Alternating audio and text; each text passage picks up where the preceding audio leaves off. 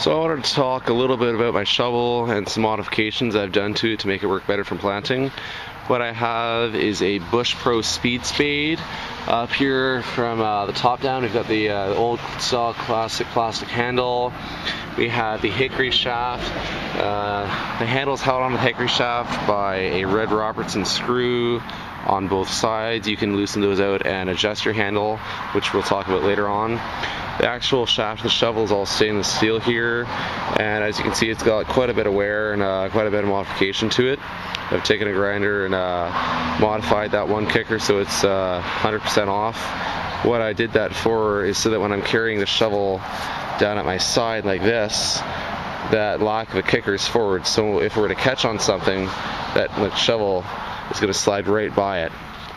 Now, you want to keep kicker on because occasionally you're going to get into things like grass mat. This is my backyard here, and this is nice and mossy over in this section.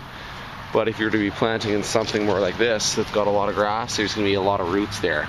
If you put your shovel in, it can be nice to be able to kick down on it to push it down nice and deep.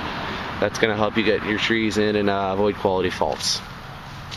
Now, if you look at my shovel from the top, you'll see that the blade is a little bit offset from the handle. I did that because that puts my wrist in a much more neutral position. If I didn't do that and I tried to put my blade in square, my wrist is going to be bent out like this. Multiply that by about 3,000 trees a day, you're going to have a sore wrist. So put a little twist on your D, as it's called, get a neutral wrist angle, and you're going to have a lot better time planting. I'm going to zoom in a little bit here on the modification. All you do, take a grinder, it's just stainless steel, knock it off.